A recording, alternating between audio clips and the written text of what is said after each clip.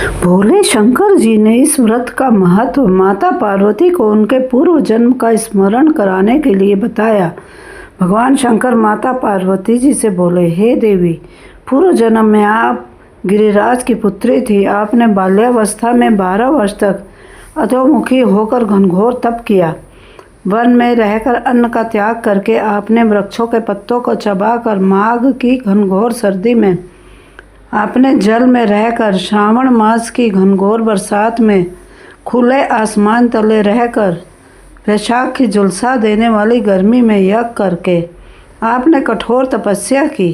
गिरिराज आपके इस कष्ट भरे जीवन को देखकर बहुत ही दुखी रहते थे। एक दिन आपकी इस कठोर तपस्या के फलस्वरूप नारद जी आपके पिता के पास आए। गिरिराज ने नारद जी का खूब आतिथ्य सत्कार किया और वहां पधारने का कारण पूछा। नारद जी बोले, मैं यहाँ भगवान विष्णु का संदेश वाहक बनकर आया हूँ। हे गिरिराज, आपकी पुत्री की कठोर तपस्या को देखते हुए भगवान विष्णु ने आपकी पुत्री से विवाह करना चाहते हैं। इस बारे में आपकी राय लेने आया हूँ। गिरिराज नारद जी की बात सुनकर बहुत ही प्रसन्न हो गए, जैसे उनके सारे दुख क्लेश दूर हो गए हों। गिरिराज बोले, स्वयं भगवान विष्णु मेरी पुत्री से विवाह करना चाहते हैं तो इस बात पर भला मुझे क्या आपत्ति होगी। प्रत्येक पिता यही चाहता है कि उसकी पुत्री जिस घर में जाए वहाँ उस घर की लक्ष्मी बनकर पिता के घर से अधिक सुखी बनकर रहे। आपके पिता की इच्छा जानकर नारद जी भगवान विष्णु के पास गए और सारी बात उन्हें बता दी। आपका विवाह भगवान विष्णु के साथ तय हो गया। जब यह बात आपको पता चली तो आप बहुत ही दुखी हो गए, जैसे आप पर दुखों का पहाड़ टूट पड़ा हो। आपकी एक सखी ने आपकी दशा देखकर इस दुख का कारण पूछा। आपने अपनी सखी को बताया कि मैं अपने मन कर्म से भगवान शंकर को अपना पति स्वीकार कर लिया है, किंतु मेरे पिता ने मेरा विवाह भगवान विष्णु से करने का वचन ले लिया है। अब मेरे पास प्राण त्यागने के अलावा कोई मार्ग नहीं बचा है। आपकी सखी बहुत ही बुद्धिमान और सूझबूझ वाली थी। उसने कहा कि सखी, इसमें प्राण देने की कोई बात ही नहीं है।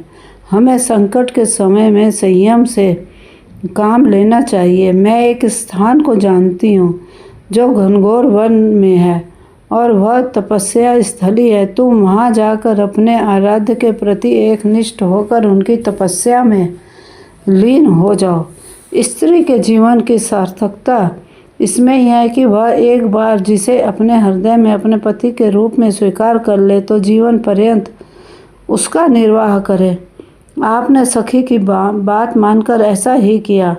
वन में जाकर नदी के किनारे एक गुफा में साधना शुरू कर दी।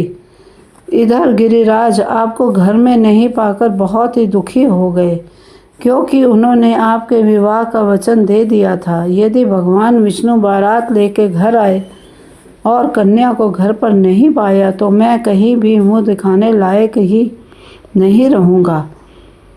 इस बात को सोचकर आपके पिता ने आपकी खोज करनी शुरू कर दी। इधर तुम अपनी सखी के साथ मेरी आराधना में लीन हो गई।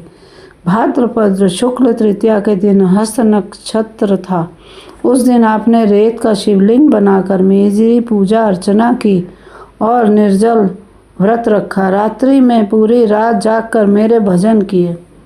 आपकी तपस्या के कारण मेरा आसन डोलने लगा और मेरी साधना टूट गई तो मैं तुरंत आपके सामने प्रकट हो गया। आप मुझे सामने पाकर अत्यंत प्रसन्न हो गए। मैंने तुम्हारी तपस्या से प्रसन्न होकर वर मांगने के लिए कहा। आपने कहा कि मैं मन कम से आपको पति के रूप में स्वीकार कर चुकी हूँ। यदि आप मेरी तपस्या से प्रसन्न होकर मुझे कोई वर देना चाहते हैं तो आप मुझे अपनी अर्धांगिनी के रूप में स्वीकार कर लीजिए। तब मैं तथास्तु कहकर कैलाश पर्वत लौट गया।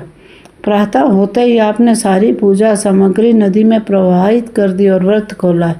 इधर आपके पिता आपकी खोज में सभी के साथ आपके पास पहुँचे। आपकी स्थिति को देख उनकी आंखों में आंसू आ गए। आपने अपने पिता के आंसुओं को पोंछते हुए विनम्र स्वर में कहा कि मैंने मन, कर्म, वचन से भगवान शंकर को अपना पति के रूप में स्वीकार कर लिया है, किंतु आपने मेरा विवाह भगवान विष्णु के साथ में तय कर दिया है। इसलिए मैं यह तपस्या करने के लिए यहाँ आ गई। अब मैं पुनः घर एक शर्त पर ही चलूँगी। यदि आप मेरा विवाह भगवान शंकर के साथ करवाएंगे तो मैं घर जाऊँगी, अन्यथा यहाँ वन में रहूँगी। आपके पिता ने आपकी बात मान ली। कुछ समय बीत जाने पर मेरा और आपका विवाह मंत्रोच्चारण के साथ विधि विधान पूर्वक संपन्न हुआ। हे देवी, भाद्रपद शुक्ल तृतीया को जो आपने व्रत रखा था उसी के फलस्वरूप मेरा और आपका विवाह हुआ। इस दिन जो भी कुंवारी कन्या इस व्रत को करेगी उसको मैं मनचाहा वर दूंगा। इसलिए सौभाग्य की इच्छा रखने वाली प्रत्येक युवती को यह व्रत पूर्ण विधि विधान पूर्वक करना चाहिए। उम्मीद करते हैं कि आपको पसंद आई होगी। हमारे चैनल को सब्सक्राइब अवश्य कर लें।